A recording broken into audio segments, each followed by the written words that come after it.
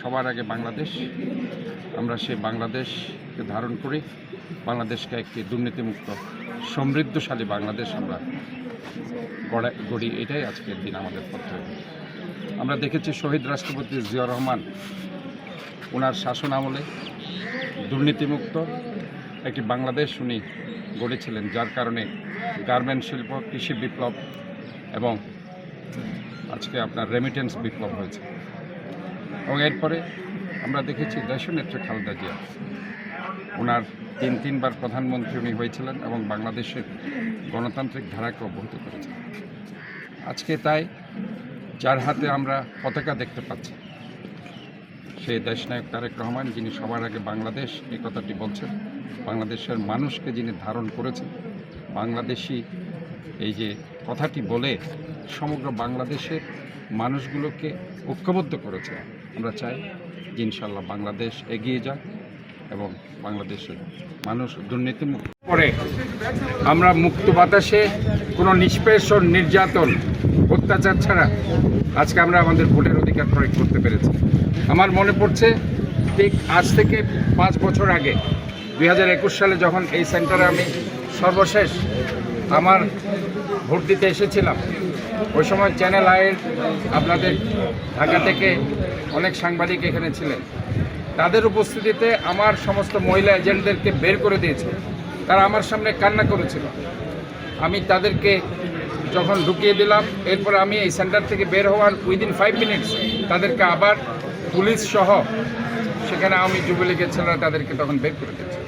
কাজে আজকে আমি মনে করি যে আজকে এখানে যে ভোটের যে একটা পরিবেশ, যেটাকে আমি বলবো একটা উৎসবমুখর পরিবেশ, যেটা আমরা বারবার বলেছি, আমার ভোট আমি দিব, যাকে খুশি তাকে দিব। এই যে ভোটের যে একটা অধিকার, সে অধিকার ইনশাল্লাহ আজকে যে প্রতিষ্ঠিত হতে পেরেছে এবং সেটার কারণেই যেটা আমরা আজকে আন্দোলন সংগ্রাম করেছি, আমার মনে হয় সেখানের জন্য আমি আন্তরিকভাবে প্রশাসন সহ আজকে সরকার এবং যারা আজকে এ কাজে নিয়োজিত আছে সমস্ত রাজনৈতিক নেতৃবৃন্দ দলগুলোকে আমি সাধুবাদ জানাচ্ছি। আমরা কোনো সংঘর্ষ চাই না, আমরা কোনো কনফ্লিকশন চাই না। আমরা চাই একটা উৎসবমুখর পরিবেশ এবং এই পরিবেশটার জন্য কিন্তু বাংলাদেশের মানুষ দীর্ঘদিন সংগ্রাম করেছে। এবং আজকে এখানে বাকুলিয়া, আমি যেখানে ছোটোকাল থেকে বড় হয়েছি এবং এখানে আমি ভোট দিয়েছি সেই 91 সাল থেকে।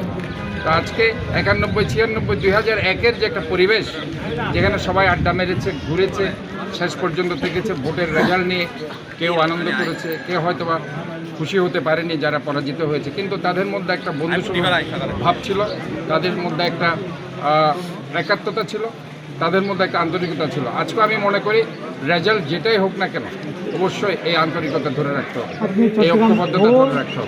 কারণ as a mayor of Chattogram city corporation আমি মনে করি যে সেই 70 লক্ষ মানুষ এবং আজকে যে 22 লক্ষ ভোটার আছে, এই 22 লক্ষ ভোটার যাতে সবাই নিরাপদে ভোট দিতে পারে। আমি বারবার বলেছি, আমি একটা ক্লিন সিটি চাই, একটা গ্রিন সিটি এবং হেলদি এবং সেফ সিটি। আমি বারবার একটা নিরাপদ শহর, এই নিরাপদ শহরে সবাই যাতে নিরাপদে ভোট দিতে পারে।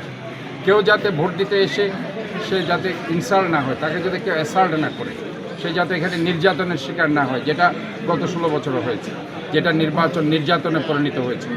কাজে আমরা মনে করি যে আজকের এই পরিবেশ, এটা ইনশাআল্লাহ শেষ পর্যন্ত এটা থাকবে এবং সবাই বন্ধুসুলভ উৎসবমুখরভাবে তারা ভোট দিবে, তারা আড্ডা মারবে, ঘুরবে, শেষ পর্যন্ত প্রিসাইডিং অফিসার, পোলিং এজেন্টকে যে রেজাল্ট দিবে সেটা রেজাল্ট পাবলিশ হয়ে তারা ইনশাআল্লাহ ঘরে ফিরে যাবে। এইটাই আমরা চাই। আমি তো বলেছি এখনো পর্যন্ত আমি এখন 6টা